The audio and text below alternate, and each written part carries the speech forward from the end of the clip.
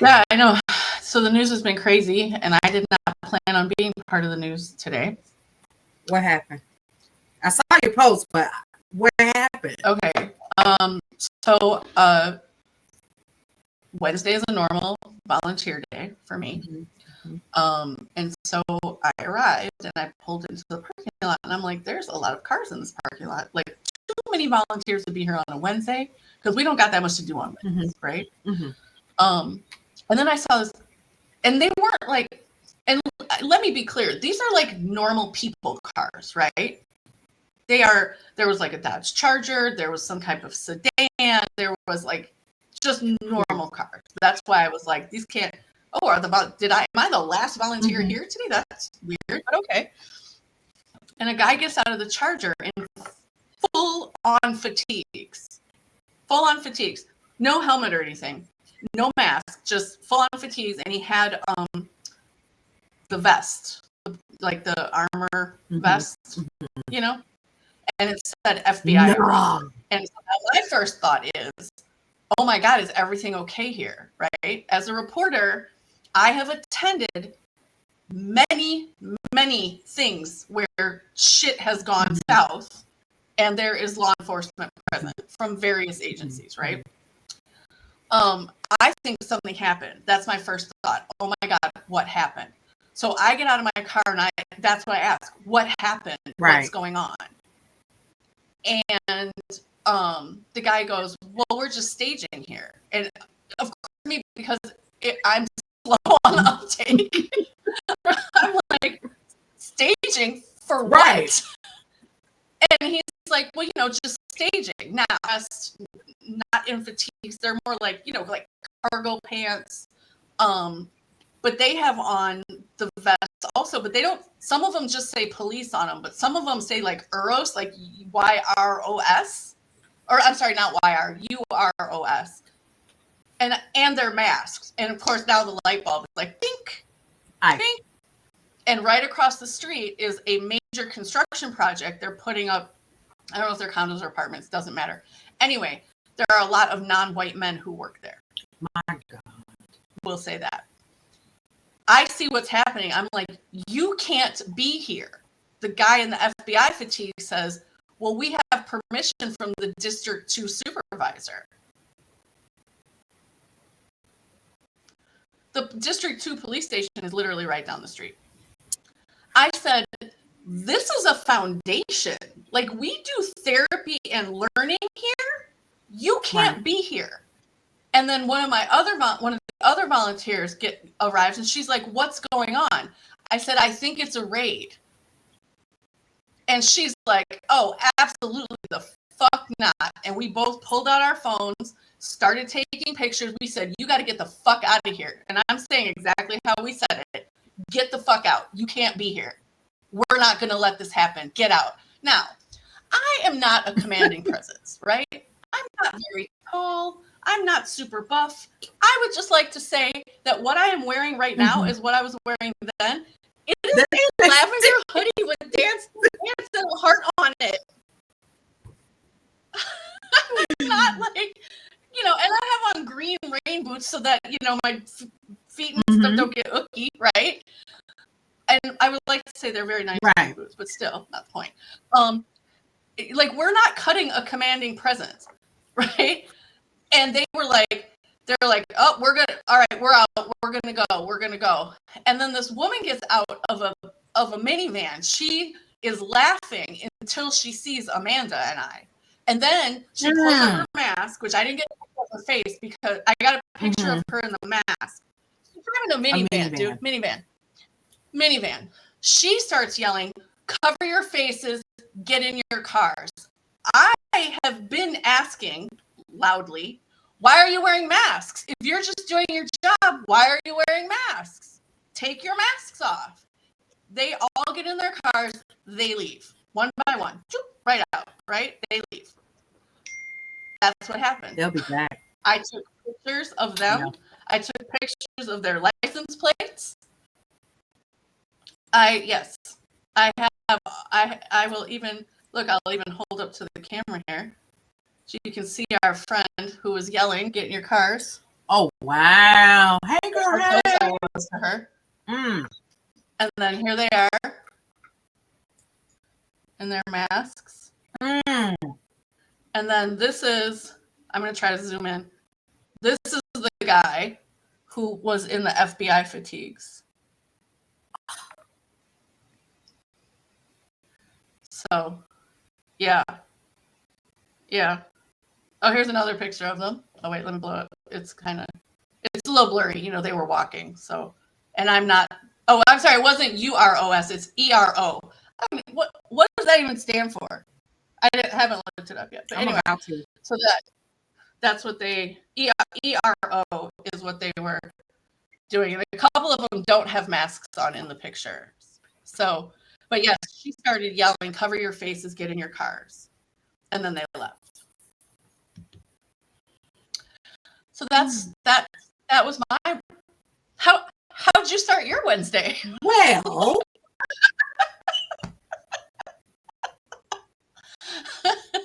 with the news, let's talk about briefly so it's been a whirlwind past couple of days. I kind of feel like if you could be inside of my brain, I can hear the rustling of the noise going faster. Yep. It's starting, it's almost like when the wind blows and the leaves go, like that and it's sound. starting to pick up. Yeah, I gotcha. It is mind-boggling to me whenever I post the news. I said I post the news, I share the news, I research the news, and then I report the news. Now, if that is what I'm doing, then why are we mad at the reporter? Why are we mad at the reporter? Because it's always the messenger who gets blamed for the message. You know this. Right. I know that this is a little bit, okay. So for our audience, Paulette, she knows radio in and out. Yes. In and out. I know nothing about radio other than I can turn it on and hear things, right? Yes. Like that's what I know about radio. Paulette knows everything there is to know about radio, but she is new to the world of reporting the news. And so she is getting, unfortunately, in these times as they are, a really, really fast education and experience on what it is to field public opinion about the news, her delivery, blah, blah, blah. Yes. So let me put that. I am used to it, by the way. I when she told me about her first time last week, I giggled. You did. You were like, oh. I said, oh, look at that. Your little cherry got popped. I was like, what is happening? So let me put this in perspective. Please. When I was in radio, I reported the news that was given to me because the stations that I worked for were ABC affiliates. And I would read the news and then I would go about my day and prepare to do my morning show. And then prepare to do the night show and prepare to do sales and do all the things and run the station and blah, blah, blah, and make sure that all the things got done that needed to be done behind the scenes. Beautiful training ground because I was literally thrown into it. Right. But I never thought that I would be on this side where I would be using my college degree for something. And learning to use that research skill, right? And really digging into the news. So I wanted to put that out there because wait a minute, doesn't radio report the news? No, there's no you read the news. There's a difference. We read the news, so there is a difference. This is different, and then I'm learning that number one, don't put your feelings in it. Just do the news. Put the facts out there. Do what you need to do, and let the listener, the viewer, the reader make their decision based upon that. I have been called all kinds of names. I have people who come in the comments, especially on Facebook, and let me have it. And it has been the most interesting experience ever. I cannot even put it into words. So yes, I am new to this side of news because this is where the journalism happened. This is where the research happened. This is when your boots on the ground. This is when you are in it. And I like it over here. Let's talk about that. Because I'm learning a lot more about the details. Like, don't just do the surface stuff, right? Dig deep. Find out the why, find out the how, find out the who.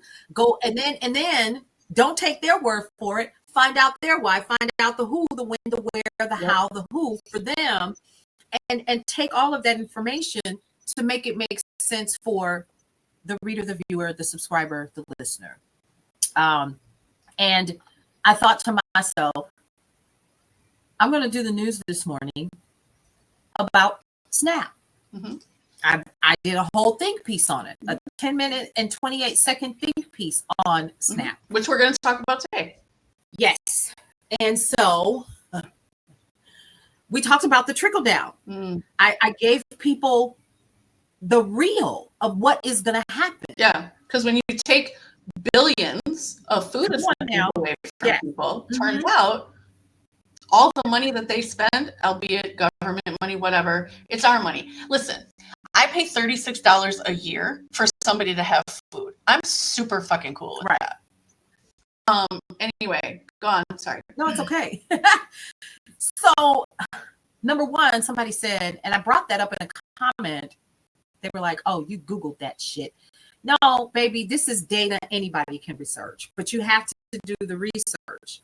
And so I'm doing this piece, and it's talking about what happens and the impact that this is ultimately going to have. Because see, people are excited about the wrong things. People are excited that people are going to go hungry. People are excited that people will not have food, that are disabled, that are children, that are retired, that are elderly, and we missed this big one. That get up and go to work every damn day, working 40 hours a week for multi-billion-dollar corporations.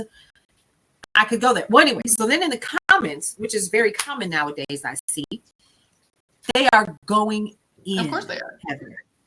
They're angry. They're mad. I shouldn't have to pay for some lazy ghetto biatch to do. And I thought, okay, here we go. Here we go. See, this is what you think it is. So I did the news. That's what I did today.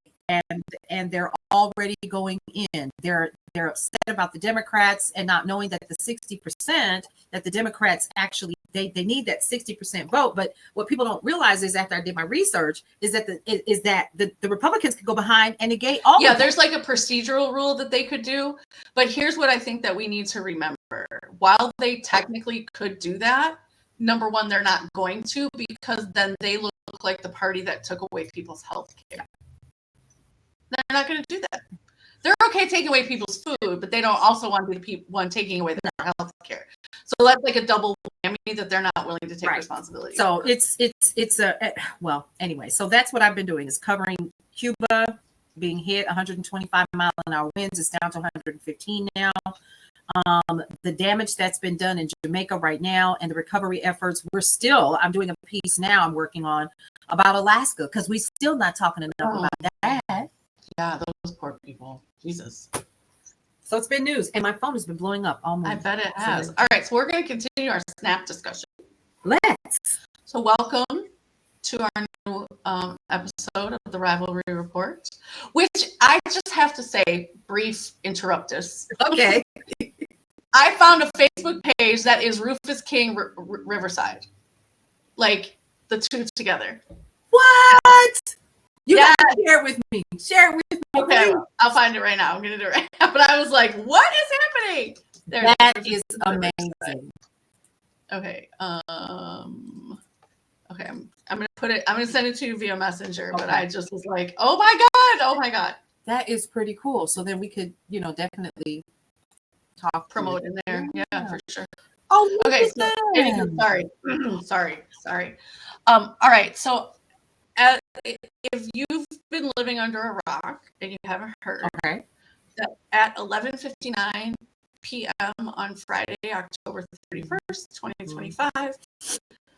Anyone in the country who receives federal food assistance will no longer receive federal food assistance because the government is shut down, but that is not really true. What is true is that the USDA has about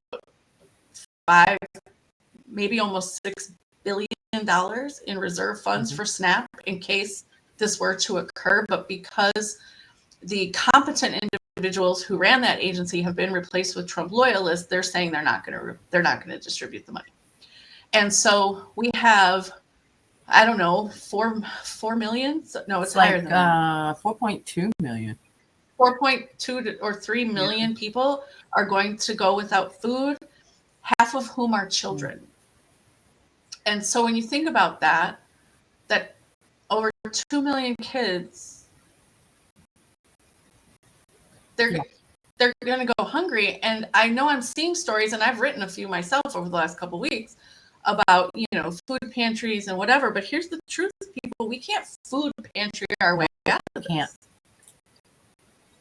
Like, I think it's amazing, but here's the thing, and this is what, because I talked with, so here in Wisconsin, we have the Hunger Task Force in Southeast Wisconsin, and I spoke with the CEO emeritus of that organization, and what she's advising people who receive SNAP benefits to do is that if you have people in your life who love you, swallow your pride, reach out for help. If you are the person who has people in your life who get SNAP benefits, you need to start helping, right? Like, this is not like whatever beef you might have with someone, if there's family pain or like your sibling, whatever it is.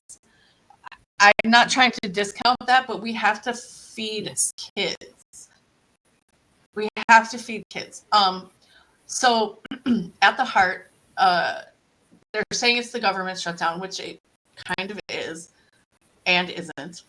The truth of the matter is, even if the USDA did release those billions of funds, it would really only last about a month, right? It would only last about a month for the USA in its entirety to get their food. What I also find interesting is that most of the recipients live where? Red states.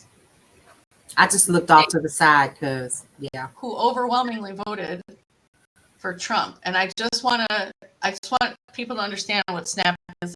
I'm going to read the description. SNAP is a federal program administered by the USDA, which is the U.S. Department of Agriculture, and various state agencies. Here in Wisconsin, we call it food share, but it's basically we get SNAP money and then we distribute it to our residents. Oh, it's 41 million.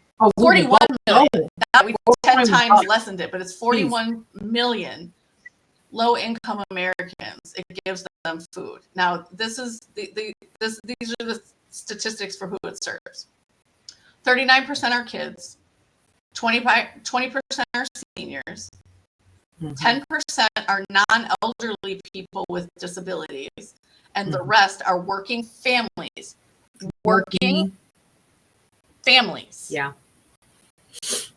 The recipients are also an amalgamation of our racial and ethnic identities in America. Yes. But overwhelmingly, who's the number one racial group that gets SNAP benefits? White people. White people. Yeah. 37%. 26% are Black, 16% are Latinx, 4% are Asian, and the rest are like multiracial and Native communities. So what I really want people to understand is that, like, this is not a niche program. Like, this is not the brainchild of a senator from a certain state who wanted to do something special for their constituents. This program supports the elderly. It supports children, because children should not go to bed hungry ever. It supports people with disabilities who can't work and support themselves in a way that, like, you can, or Paulette and I can, right? And millions of working families from all backgrounds. How many times do we have to tell you that even if you make $20 an hour, that is only $40,000 a year, and nowhere in America can you make $40,000 a year and afford a 2-bedroom apartment? Nowhere. Not a single damn town. So and again, when I said it cost me $36 a year to feed people, that's about what it is. That's for a person making $60,000 a year gross. $36 of the taxes you pay goes to SNAP. 36. You spend that on your own, eating out at a semi-decent restaurant. That part. One time. Make it make sense. Okay. Whew. Okay. Sorry. Okay. Do you want to talk about the real why SNAP benefits are at risk? Hang on just a second. I have my notes. The really real? I know, I have them on a screen. So even though like I'm talking to you, I have my notes here, so I have to look down. I feel like I have to explain that every time we do this because I don't want people thinking like I'm scrolling Facebook. No, I'm not. No. We're actually looking at our notes. So that number one, that we're providing you with facts. And I always like to kind of pop this in and kind of get some additional help. I went over to Civil Eats, which is an actual website. Wait, Simple Eats? Civil Eats. Civil. Like SIVIL Eats? CivilEats.com. Okay, I'm looking that up. I never heard of that. Yeah, and I did some research just on a whim, right? So that I could learn a little bit more about food policies. This is like a food policy tracker. Yeah, I got you. Website and stuff. So the program is actually facing potential funding interruption because of the ongoing federal government shutdown and budget standoff. And right now, several states are suing the USDA to force it to release contingency and emergency funding that could cover upcoming benefit payments. Here's the issue: they don't want to.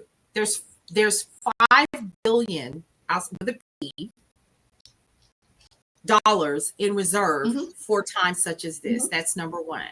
25 states, including Washington, D.C., have actually filed this lawsuit. Okay, so Georgia, Wisconsin's one of them. I don't know if Georgia did. Let me look. I'm going to look at this article here. Yeah. Attorney. Oh no, it's Democratic Attorneys General. Yeah, Democratic attorney. That's what I just saw. Okay, so USDA contends the contingency funds are not, quote, legally allowed to be used for ongoing benefit payments outside of disaster situations. This ain't a disaster. Okay, first of all, that's also bullshit. Right. Go ahead. It's okay. It's been utilized before, including during the last Trump administration. Yes. So miss me with that BS. Okay, go ahead. So no, it's okay. So the problem with this is that this is politics that are blocking people from getting food. It has nothing to do with, oh, we don't want you. This is a strategy, like they're playing chess with people's lives to get the Democrats to move. And the Democrats are like, no, we're not gonna move until we get exactly what it is that we asked for. And now we've got a stalemate. And unfortunately, what's happening is people who are not asking for this, whether red state, blue state, purple state, whatever, people are asking for the help that their tax dollars are paid for.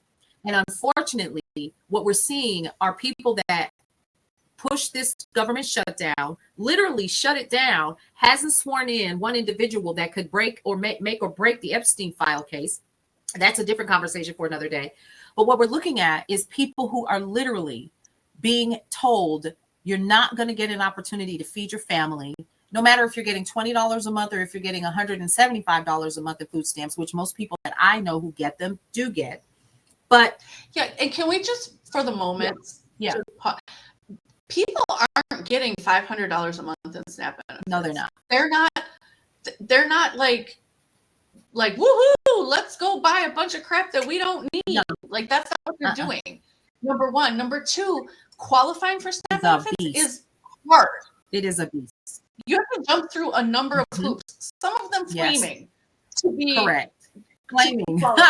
That's and I should know because I have had to apply for food stamps. And the hard part is people don't realize that you almost have to give your blood eye tooth, is a phrase I like to use, in order to even get the stamps. And here's, contrary to popular belief, you do have to prove that you're working in order to get, you have to have some kind of income, but you have to be below a specific income level per state. So the states, each individual state can break down how much money you're supposed to make based upon what you're making per year or whatever it is, right? So I always had to prove that I wasn't making enough in order for me to get food stamp support. Okay. Can you repeat that for the people in the want me back? Yes. Repeat it for the people in the back.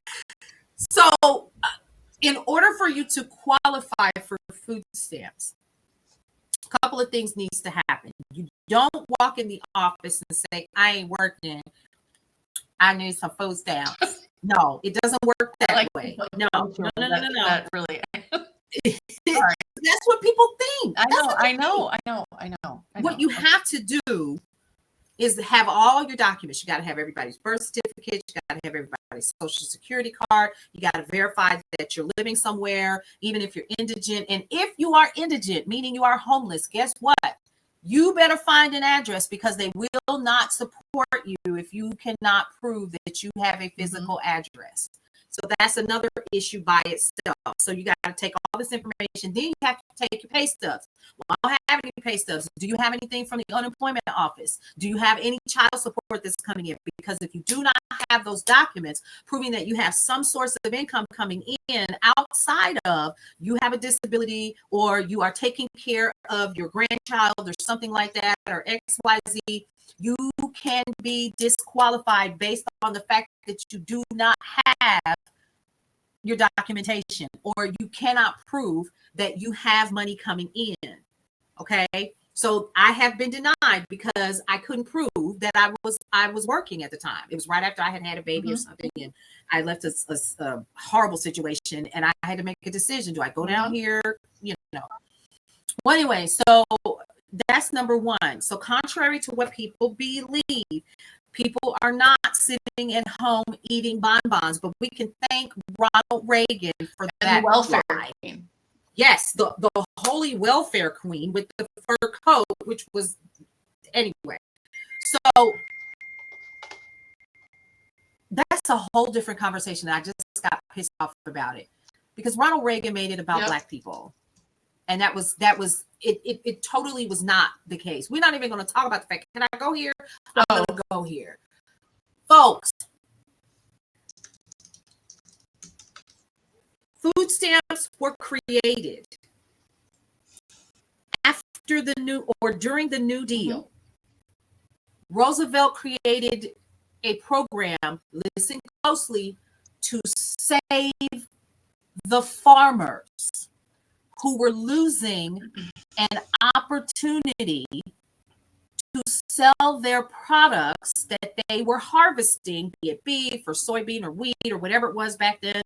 They couldn't move it. Because it was the Depression. It was during the Depression. So the USDA came up with, during the New Deal, a way for the products to be moved for the farmer. Yeah, and can we just also go back to the point? There's also a tie to today, right? Because people are like, oh, that was history, whatever, right? But here's the tie. A lot of food pantries in your local area, wherever you may be, they rely on local farmers for produce. And so when SNAP benefits get cut or reduced or whatever, that means that food pantries can't pay farmers, because farmers aren't donating produce. They're getting paid for that through the SNAP program. It was not. So I'm sorry, food pantries are not paying the farmers. Farmers are getting paid through the program. That was my bad. Okay. Farmers are getting paid through the program to sell, to give. They're selling their products basically to SNAP, to give to food pantries to hand out to people who need fresh produce and can't necessarily afford to buy it at the store because they're worried about getting more shelf stable items that last longer. Right.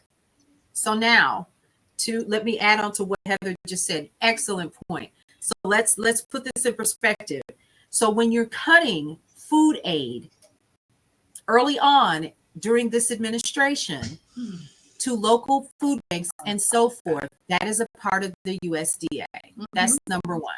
Number two, that's the first portion. Let's go back, folks, because I need you to follow me here. Follow me here, and then I'm going to be quiet. So now, SNAP, or what it was known then was a food coupon, which we now know is food stamps. It was literally, I'm going to give you this, and you're going to in turn go to your grocery store or wherever you get your food, and you're going to give this food coupon to the grocer. The grocer in turn is going to turn that in, and that money is balanced out, tax-free, mind you, to in turn go through their list of farmers and give them you ready for it? A subsidy. Well, damn. And now farmers are getting shafted, not just because of cutting SNAP benefits, but because subsidies in general are not being paid out because of the government shutdown, and they were being reduced anyway before that, but also the tariffs. Like, China was our number one customer for soybeans, and now they're buying them from Argentina, who we just are going to give a $20 billion bailout. But I digress. So my point is, when we're talking about SNAPs, people forget, but not only SNAP, but also WIC is a part of that too. Because what do you get with WIC? Yeah. You get milk, you get cheese, you get beans, you get all of the things that come from farmers. It was designed to help the farmer. And here's what a lot of people don't know to wrap up this history lesson. The New Deal's food stamp or food coupon program was designed only for white families. Yep. Now, that's not a cut, that's history. Other people of color, including African Americans, Black folks, whatever you want to call us, didn't start getting access to the program until, if I'm not mistaken, it was 1963. I could be wrong about the date. It could have been 65. Wait, you want to know? Hold on, I'll give it a Google right now. Okay. What year did Black families gain access to federal food assistance?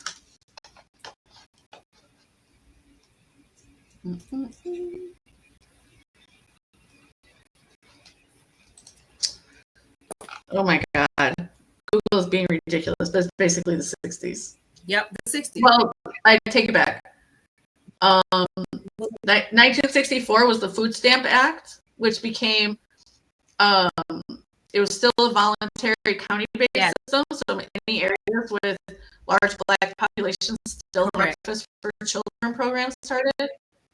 And so in 1974, the food stamp program became mandatory in all U.S. states and territories. And then in 1977, it eliminated the requirement that recipients purchase stamps, and they were just so.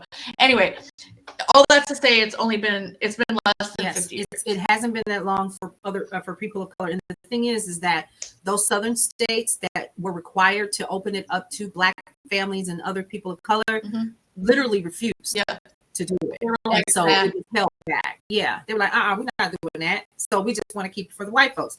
When it became an issue, listen to what Heather just said, 1974.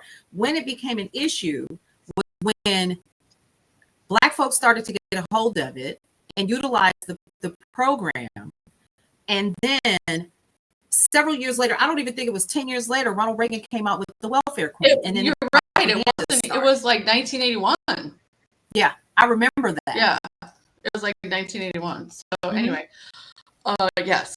Moving on. So I just needed to kind of point that out because I think people have the misconception that only one group of people are benefiting, when in reality, there were people in need that were given this to pay the farmers because they couldn't afford to do it any other way. And then the farmers' farms got saved. Can we just also talk again about the lack of literacy and the absolute ease with which poor white people have been brainwashed since 1676.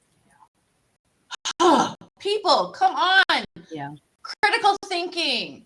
Critical thinking is your resistance. It's resistance, but it's also your friend. Yeah, it's also your friend. It is. And so when I'm sitting here and we're talking about SNAP, we're talking about what the government is doing in terms of shutting those things down. Technically, you're not shut down because y'all still doing what the hell you want to do. So that's another conversation for another day. But when I'm looking at this shutdown and the reason why they're doing what they're doing, it's got something. Now, correct me if I'm wrong. The rumor in the mill is, and I'll have to look this up, is that Democrats want illegals to get health care. Can I just interrupt you for a moment? Please. So I put up a fact check yesterday of Senator Ron Johnson's telephone town hall from Monday. Would you like to know the headline to that story? Please do. Hold on. I just want to make sure I get it exactly correct. Okay. Because I like to be accurate. Oh, I got the spinning wheel of death. Hold on. Oh my. I mean, it happens that way sometimes. Senator Ron Johnson repeats lies about Medicaid and undocumented immigrants during October 27th telephone town hall. What Democrats are demanding is that because the extension of the premium tax credits for plans purchased on the insurance marketplace, the Affordable Care, same thing. They are the same thing. I saw an interview with a white person who was like, well, I get my plan through the Affordable Care Act, but that Obamacare is that. And the guy was like, yo, those are the same. And he's like, no, they're not. And he's like, yeah. That guy was blown away. Anywho,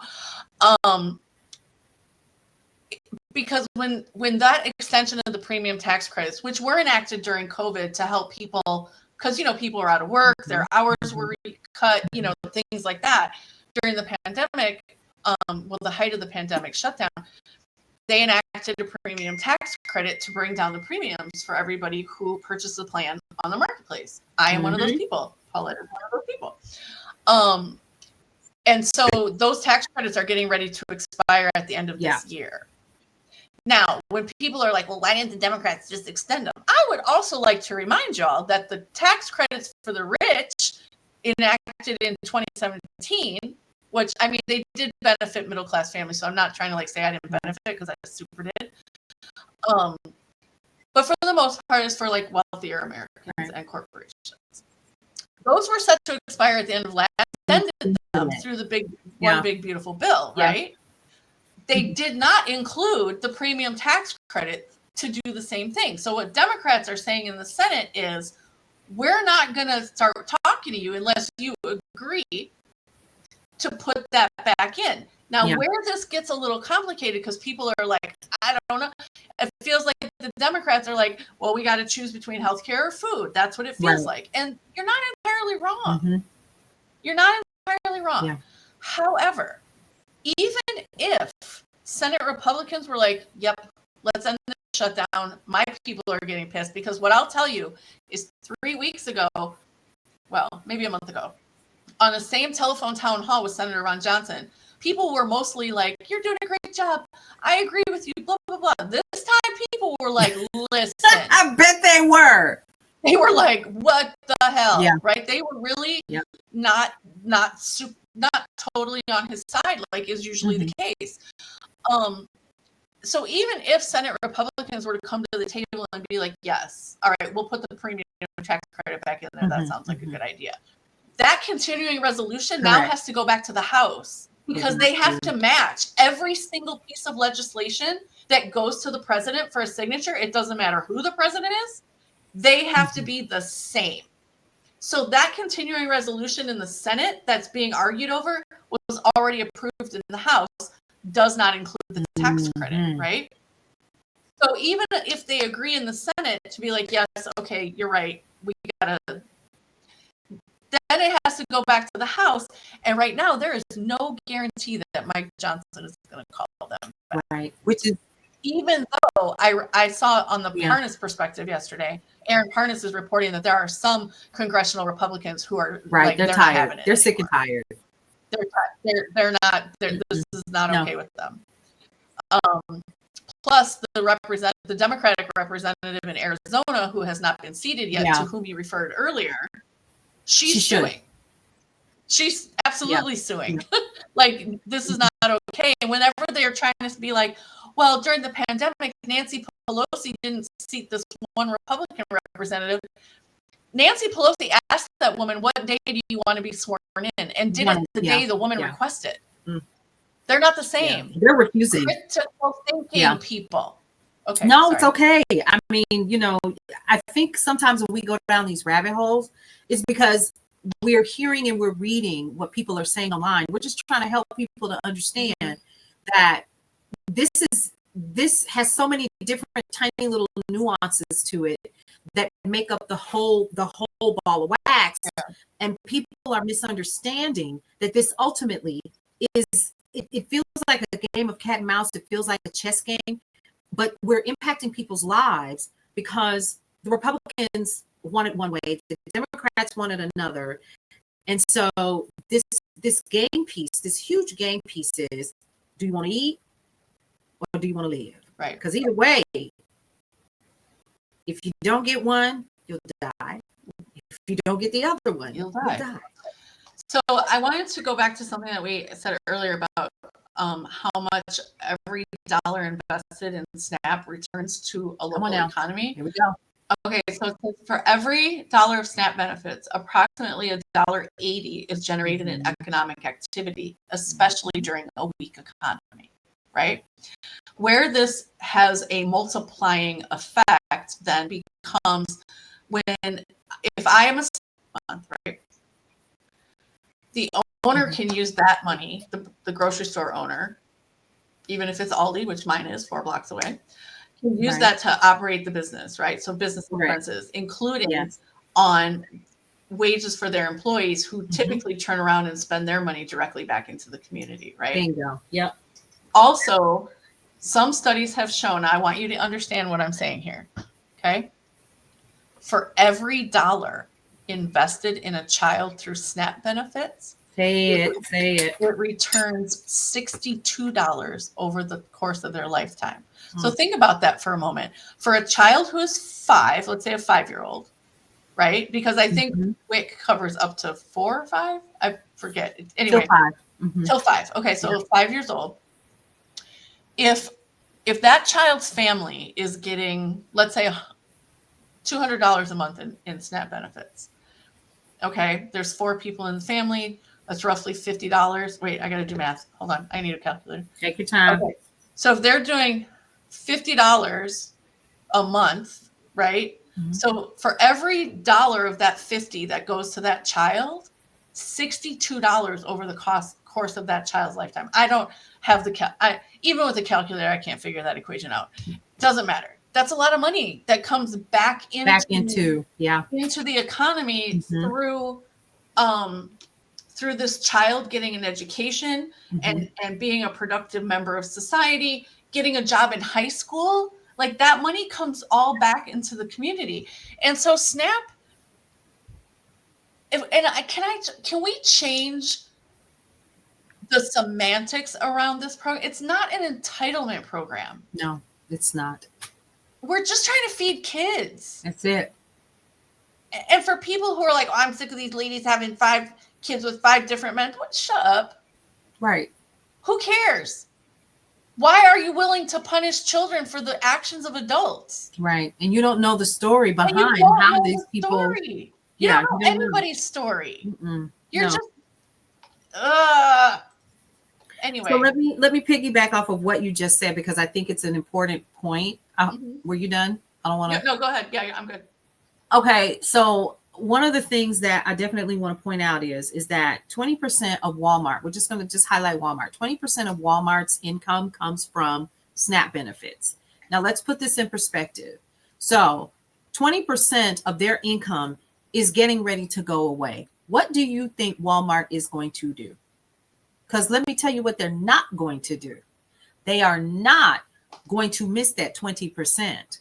What they will do is go around each one of those individual stores, hypothetically, because they're not, but they'll go into the system, right, and they're going to jack up prices ever so slightly on items that you use every single day. Peanut butter. So that they don't, So bread, soup. Exactly. Macaroni and cheese, milk. Yeah. So you don't miss it. Eggs. So you're not. Exactly. It's like Dollar Tree. Dollar Tree said, okay, well, we know you like us, so we're going to go ahead and jack up the prices to $1.25 because it costs us more. So you don't miss $1.25 because guess what? It's $1.25. So just like Heather just said, it'll be the simple things. It'll be the bread. It will be the peanut butter. You'll see a slight uptick, and then you'll go, well, why? Well, because it's about volume at this point. So that these are the things that people purchase the most. Where can we tack on an additional 5 cents or 10 cents? Or whatever to actually cover the cost of that 20% we're getting ready to lose. But let's talk about just for a moment what happens to entire communities that rely on SNAP, not just from the recipient's side, but from the local corner store that helps these communities who don't have a grocery store like an Aldi or what's another one? Cub Foods, which isn't around anymore. But I'm just tossing some names out there. I get like a Kroger or well, it's Pick and Save up here, or it's Maggiano's down in Illinois. It's exactly. So what happens is these Publix everywhere, Sprouts, all those places. So when you're talking about these smaller towns that only have the one grocery store, and it's still a food desert because, baby, they don't even have fresh fruits and vegetables for you, right? They got the canned goods, they got the potted meat, they got all the things. You can go in there and use your SNAP card. They're the only game in town. What do you think is going to happen when those SNAP benefits stop coming in? Because the main source of income for a lot of these small mom and pop stores is SNAP. When that goes away, let's watch this now. When that goes away, they go away. Okay. Yeah. Or the employees go away that we're helping to support the business. And then what happens next? Then those items that should have been shipped can't be shipped because they can't order because they don't have the revenue to do it. So then the trucker and the delivery folks get hit and their hours get cut, or they get, are you following where I'm going with this? Oh, okay. All right. So it's not just about who you think it is, sitting home eating bonbons, because that's, first of all, not happening. I mean, it astounds me how many weird things people think about people who are. I was in line and I saw a lady with SNAP buying a steak. First of all, why are you in other people's carts? Number one. But number two, you don't know. Maybe she saved money to be able to buy that steak. She might be using her SNAP benefits, but that means that she's got to replace what that steak costs with money out of her own pocket to take care of something else. Maybe they're celebrating something. Are they not worthy of celebrating or celebrate? Like, why? Because there are more people that think like this current administration than we want to believe, because we are inherently good. And I'm not saying that other people aren't, but the level of selfishness. They really are not. I'm trying over here. Help me. Just don't. I mean, you can, if you would like to be the ray of sunshine, that's fine. I will be the cloud that moves you out. And all of a sudden, I just had this cartoon idea. That's what I had in my head too. Like, here's the ray of sunshine and the big cloud. Just, I'm gonna rain on that parade because I try to believe that everybody is inherently good, but your thinking and your logic is so one-sided, and it's almost as if you can't see past. It's almost as if you have blinders on and you're only seeing one way. And then here's the other thing: you believe everything that the media's told you. That's why you believe that people who are getting SNAP benefits are sitting on their fat asses and are eating ice cream and candy and cookies and cake. When, baby, you don't even understand the half of it. The half of it is that the majority of people that are getting food stamps can't get past $200. My own SNAP benefits when I was in graduate school was, for the three of us, myself, KJ, and my daughter Lily, because the other two were grown, was, I think it was $82. Girl, what you gonna do with $82 for a month? And the program that I was in, I couldn't work for the first year. So I had to take out extra student loans to live. True story. I hate it here. Yeah. $82. Okay, I would just like, okay, so while we're on the subject of rhetoric, Okay. most of this like anti-SNAP, anti-support, anti-helping people, anti-feeding children rhetoric comes from politicians more often on the right. Yeah. Yet, the states with the highest SNAP usage are Republican-led. There are five states that have double-digit SNAP participation. They are all Republican-led states. Oh, I think except New Mexico, because I think they have a Democratic governor now. But Mississippi, Louisiana, New Mexico, West Virginia, and Oklahoma. Red states receive 8% more in federal benefits on average than blue states. And how are they able to afford that when they're not bringing in as much revenue as, say, for instance, California? Because California puts $80 billion or more back into the federal government. So California, which can we just say again, is the third largest economy in the goddamn world. Not the US. The state with the third largest economy in the world. So for all the talk about, oh, those California people, blah, blah, blah, blah, blah. California is feeding your ass. Shut up. Come on. Talk about it. Yep. Like, what? California? Well, they're still a state in the union. Their people are still citizens. They're still voting in elections. They have a right to have a say. Exactly. Just like you do, because you are a United States citizen who votes. Absolutely. Yep. There you go. I just thought I would point that out, and I knew that you're so passionate. You're the cloud, and I'm just I'm sorry. It's just this is laughable at best, but unfortunately, today is the 29th, and in less than 2 days, people will be without food. People, and I really want to stress also,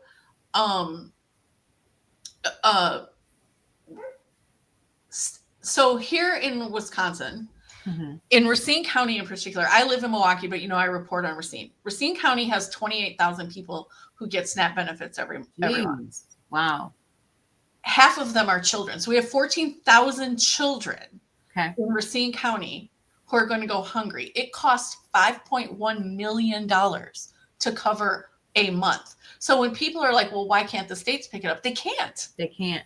Wisconsin has 72 counties. Here, I'll do math. 72 counties. Let's just assume they're all about 5 million. We know that's not true. But it's 5,000, 50, 500, 5 million equals $360 billion a month. No, million. Wait, $360 million a month to feed the people across the state of Wisconsin who rely on food assistance. Right. So states can't cover that. They can't. They can't. It is logistically and fiscally impossible. Not only that, federal regulations prohibit them from doing so. Yep. I forgot the law. So that is correct. It is illegal to do so. All right. Well, because we also like to offer solutions. Yes. Where can you turn for help? If you are a SNAP recipient or you know people who are SNAP recipients, where can you turn for help? I said earlier, we are not going to be able to food pantry our way out of this. We're not. That is true. But to that, yet and still, food pantries can go a long way in alleviating a lot of the burden, right? But that takes people like me, you, everybody else. We have to contribute. And honestly, food. Okay, so I'm just going to keep using Racine because that's what I know. We have the Racine County Food Bank. They distribute food to food pantries. The food bank is like the warehouse, right? So if you really want to help, you have to find the food bank in your area and give money to them Don't buy things. Give them money because they can purchase in bulk and get better pricing. Right. Okay, for the stuff that people need. If, however, you are a SNAP recipient, find your local food pantries. Okay. They can help you. Feeding America is a national network of thousands of food banks and food pantries. Feeding America. No Kid Hungry. Bread for the World and Move for Hunger. You can also look up your local food bank, and I believe every community has a 211 hotline. Yep. You can call that. Now be prepared to wait because call times are typically not super long, but in the last couple of weeks, they've gone up to about 90 minutes or more to find assistance. But those are the things that you can do. But if you are a person who can help, please do. Please do. Absolutely. Please do. Give money to your local food bank. They will purchase food in bulk that people can use immediately, that are shelf stable, could last a while. Rice, beans, peanut butter, canned soups and stews and meats and stuff like that. All of that goes a really long way. Right. Absolutely. And from the perspective of those who are getting ready to experience this loss of your benefits, there are a couple of things that you can do yourself. Number one, if you still have a balance on your SNAP or EBT card, today would be a really good day for you to identify what you have in your pantry right now.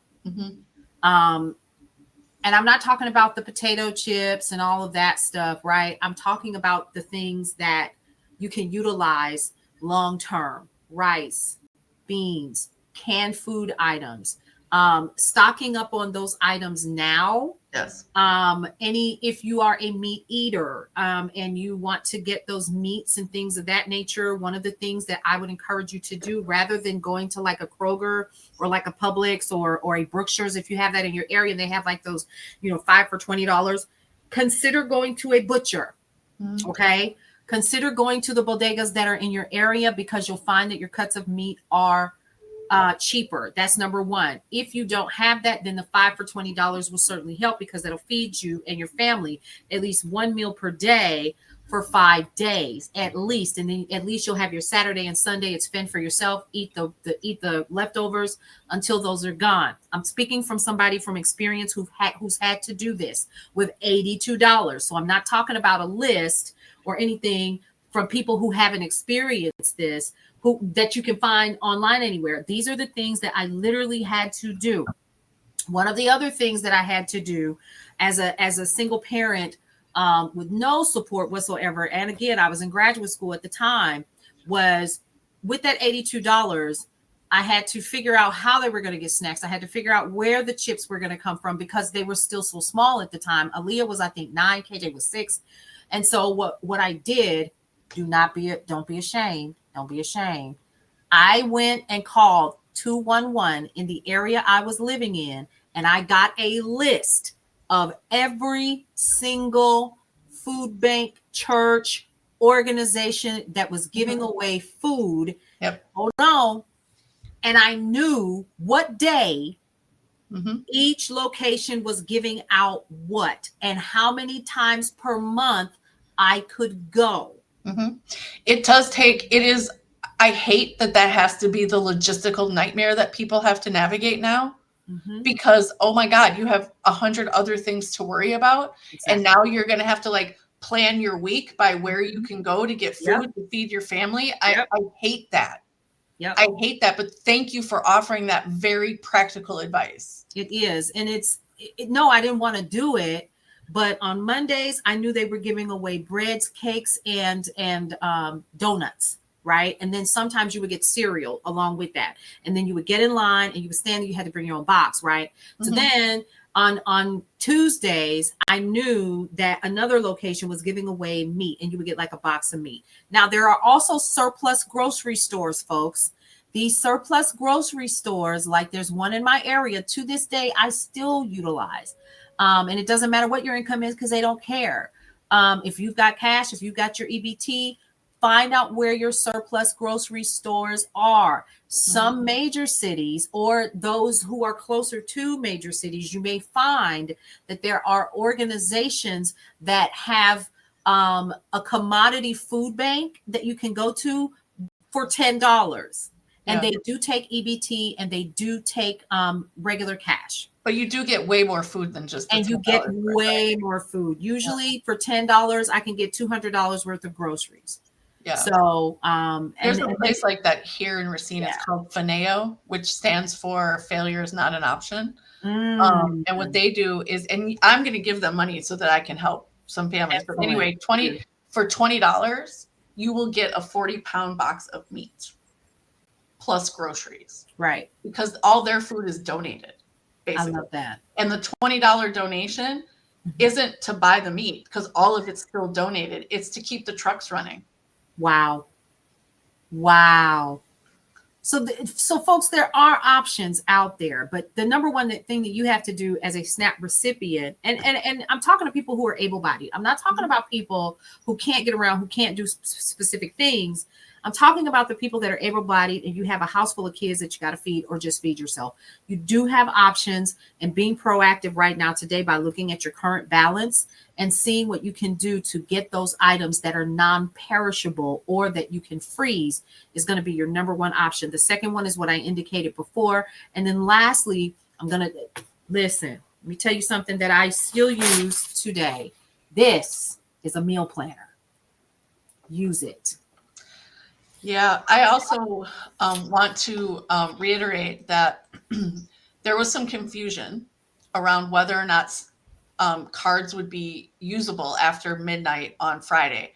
I just saw guidance from the Wisconsin Department of Health Services that is true. So if you still have a balance on your card, you don't have to spend it down by Friday. That it should still be usable past Friday. So if you're not comfortable with the maybe of it all, I get it. Spend it down, do what you got to do. But if you do have a balance, the cards will still be usable because the money is technically still there. Good. Woo. That gives me some room to breathe, because I was worried about that. We were hearing, and then stop with the lies and the fallacies online, folks. Walmart is not locking their doors. Is that a rumor?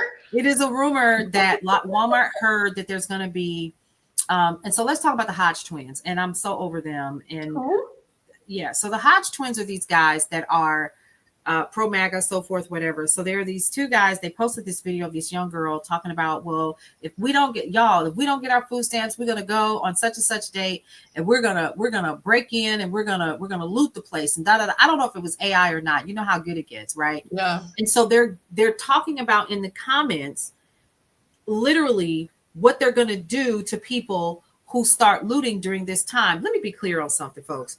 People who are in these situations where they have to get SNAP benefits, they ain't got time to loot. That part. That's all. It's too much. People are like, I'm sorry, what the hell is actually happening? Like, what? Overall. First of all, this is what I will say. I want kids. So this is another thing I got from Sherry, who's the CEO emeritus of Hunger Task Force. We have to stop referring to this as ending hunger or hunger things, because that's a very daunting idea, right? Like ending hunger feels insurmountable. But what we can talk about is feeding kids. I just want kids to eat. I want kids to eat. I want their families to have food. That's it. And I look, I don't have a lot. I really don't. I don't. I know it looks like I probably do, because I do have a bookshelf full of books. Those are old. They've been there for a while.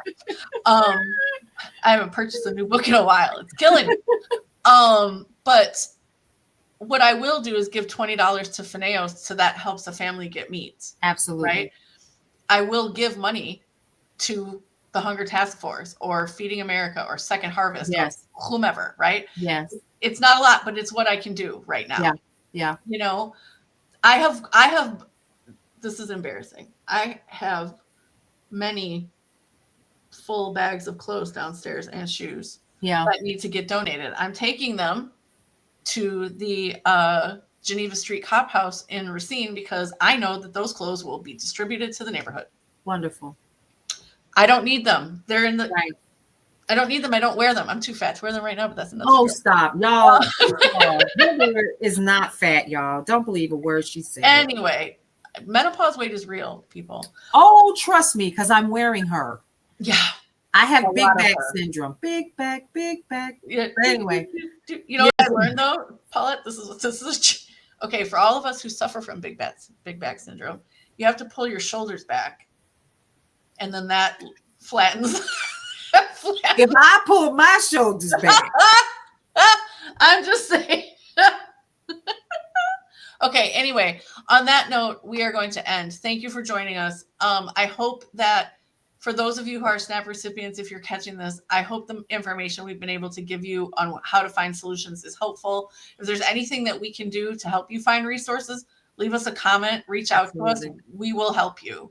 We absolutely will help you. Yes. And if you're somebody who can give help, please do. Please do. Please do. Our brothers and sisters, our neighbors, they don't deserve this. Mm-mm. No, they don't. And we don't care if you're on either side. You still got to eat, folks. Everybody's got to eat. So that's it. So thank you for joining us. Good evening, morning, afternoon, whenever you catch this. And we'll be back next week. We were going to talk about Medicaid and healthcare today, but this was too urgent. It was too urgent. It is. So anyway, healthcare next week. We'll see. Yeah. Thank you for joining. We'll see what other banana pants things happen. I don't want to talk about it. Just before we decide on next week. So, all right, everyone. Thank you so much for joining us. We will see you on the next Rivalry Report.